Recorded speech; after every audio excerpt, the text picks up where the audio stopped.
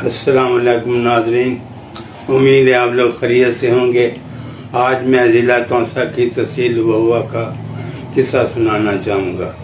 یہ علاقہ کوہ سلیمان کے پہاڑوں کے دامن میں واقع ہے، جس سے ایک چشمہ نکلتا ہے جس کو علاقے کے لوگ سرائکی میں مقامی زبان میں گنگ کہتے ہیں۔ جہاں کا تعلیمی تناسب 90% ہے۔ تقریباً ہر گھر کا فرد آدمی پڑھا لکھا ہوتا ہے اور ان کو پڑھنے لکھنے کا بہت شوق ہے۔ اسی شوق کی وجہ سے یہاں تقریباً ہر علاقے کا لوگ جو ہے نا کسی اعلیٰ عہدے پر فائز ہے۔ یہاں ایک کہاوت مشہور ہے سرائکی میں کہ اگر آپ بڑے بازار میں کسی کو پنکر بھی ماریں تو وہ کسی نہ کسی ڈپٹی کمشنر یا کمشنر کے سر میں لگے گا۔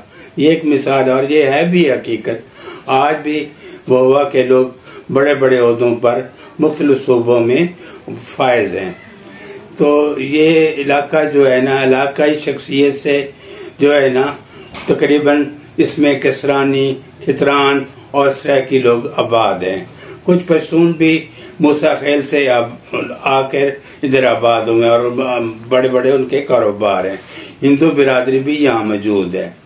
یہ علاقہ گنگ سے جو سریاب ہوتا ہے انتہائی سرسبز اور خوبصورت نخلستان کہلاتا ہے، جس کو آپ ایسے سمجھ لیں جیسے کسی عرب کے صحرائی علاقے میں کوئی اچانک نخلستان آ جاتا ہے۔ تو میرے والد صاحب یہاں پولیس میں سب انسپیکٹر ہوتے تھے، پولیس میں سب انسپیکٹر تھے۔ تو جب ہم چھٹیوں سے واپس مظفر گڑھ سے وہ میں آتے تو بس میں میری چھوٹی سسٹر بیٹھی ہوتی تھی۔ تو جب یہ لکو دک سرا کے بعد جب وہ میں داخل ہوتے تھے تو میری چھوٹی سسٹر میں ایک دم خوشی سے آواز نکالتی کہ او ابا جی وہ آ گیا تھا۔ وہ واقعی سرسبز علاقہ تھا اور کھجوروں کے جھنڈ تھے۔ اتنی کھجوریں تھیں کہ آپ جتنا بھی اگر جھوٹ بھی بولنا چاہتے وہ بھی جھوٹ سچ ثابت ہوگا۔ اور اس علاقے کے جو لوگ تھے وہ اسی گنگ سے پانی کو کھیتوں کو سیراب کرتے تھے اور پانی پینے کا استعمال بھی وہی ہوتا تھا۔ میرے والد صاحب اس پولیس انسپیکٹر کی سے اس علاقے میں تعینات ہوئے تھے۔ اس علاقے میں پولیس والوں کو اس ٹائم گھوڑیاں ملتی تھی۔ آج کل کے دور میں یہ جیپیں موٹر سائیکلوں کا رواج نہیں تھا۔ ہر پولیس افیسر کو گھوڑیاں ملتی تھی تو والد صاحب کے ڈیرے پر ایک گھوڑی موجود ہوتی تھی جو تقریباً شکاری گھوڑی تھی۔ ڈیرے پر جو ملازم تھا وہ رات کو گھوڑی کو کھلا چھوڑ دیتا تھا تاکہ اس کی جو ہے نا سیر ہو کے آ جائے۔ وہ گھوڑی جو ہوتی ہے کھیتوں میں مختلف جگہوں پر گھاس چرتی رات کو پیٹ بھر کے اپنے ڈیرے پر آ جاتی تھی۔ اصل میں ملازم یہ چاہتا تھا کہ یہ جو ہے نا صبح مجھے اس کو چرنے کے لیے نہ لے جانا نہ پڑے اور گھاس نہ ڈالنا پڑے۔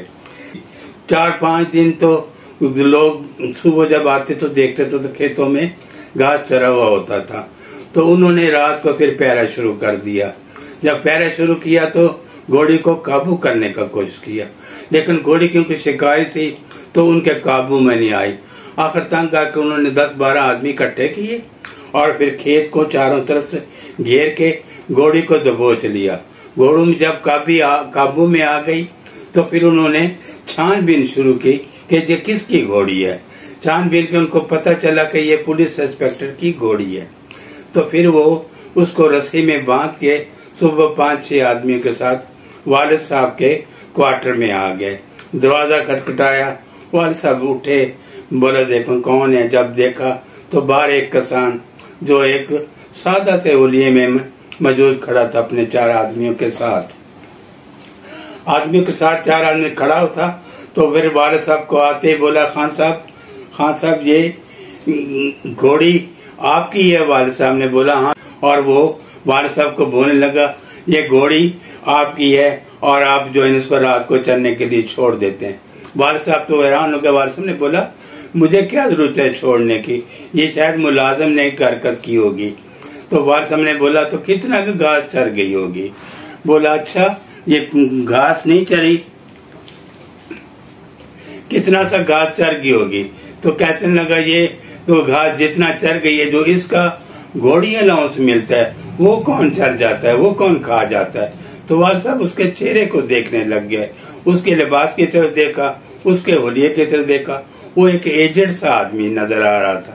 تو والد صاحب نے بولا آج تک میں نے اپنے کانوں میں کسی دیہاتی سے نہیں سنا کہ گھوڑی الاؤنس کو، یہ تو میں پورے قوانین سمجھ رہا ہے اور کہہ رہا کہ گھوڑی الاؤنس کون کھا جاتا ہے۔ والد صاحب مسکرانے لگ گئے۔ والد صاحب نے بولا اس کا کتنا نقصان ہوا؟ اس نے بولا نقصان کو چھوڑو، اگر میں اس کے خلاف آئی جی کو درخواست دوں کہ آپ گھوڑی الاؤنس جو دیتے پولیس والوں کو، تو پولیس والے جو ہے نا اپنے جانوروں کو کھیتوں میں چھوڑ دیتے ہیں۔ تو وہ والد صاحب کو دھمکی دینے لگا کہ میں آئی جی کو درخواست دوں گا اور ان کو کہوں گا کہ یہ پولیس والے نے گھوڑی جان بوجھ کے چھوڑی ہے۔ والد صاحب نے اس سے معذرت کی اور اس کو کہا کہ میں آپ کا نقصان جو ہے نا پورا کرنے کو تیار ہوں۔ خیر وہ پھر کچھ نرم پڑ گیا۔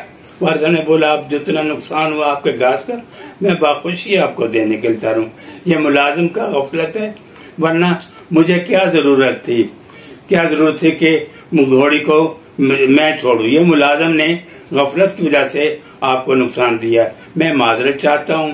اور والد صاحب نے پھر اس کو جو بھی نقصان تھا اس کا معاوضہ پورا دے کے، اس کا حق بنتا تھا، غریب آدمی تھا۔ تو میرے کہنے کا مقصد یہ ہے کہ اس ٹائم بھی ان لوگوں میں اتنا اپنے حقوق کا شناسائی اور اتنے اپنے قانون کو جانتے تھے کہ آج سے 50 سال پہلے یہ اتنا ان لوگوں میں شعور تھا۔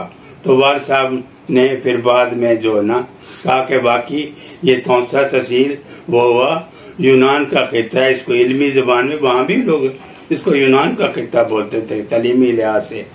آج بھی تقریباً ہر صوبے میں یہ ایجوکیشن ڈپارٹمنٹ میں جائیں، جس ڈپارٹمنٹ میں جائیں، یہ جو ہے نا بڑے بڑے عہدوں پر فائز ہیں اور یہ جو ہے نا اپنا محنت کے ساتھ اپنے علاقے کا نام روشن کر رہے ہیں۔ اور اس کا کہنے کا مقصد یہ ہے کہ تعلیم جو انسان کو شعور اور اپنے حقوق کا بتاتی ہے کہ میرے حقوق کیا ہیں۔ تو میں انشاءاللہ چاہوں گا کہ آپ میرے اس دل سے چھوٹے سے واقعے کے ساتھ پسند بھی کریں گے اور میرے ساتھ جڑے رہیں گے اور میرے ساتھ تعاون کریں گے، اور انشاءاللہ پھر کسی نئی ویڈیو کے ساتھ میں آپ لوگوں کی خدمت میں حاضر ہوں گا۔ ابھی اتنے میں کافی سمجھوں گا۔ والسلام، خدا حافظ۔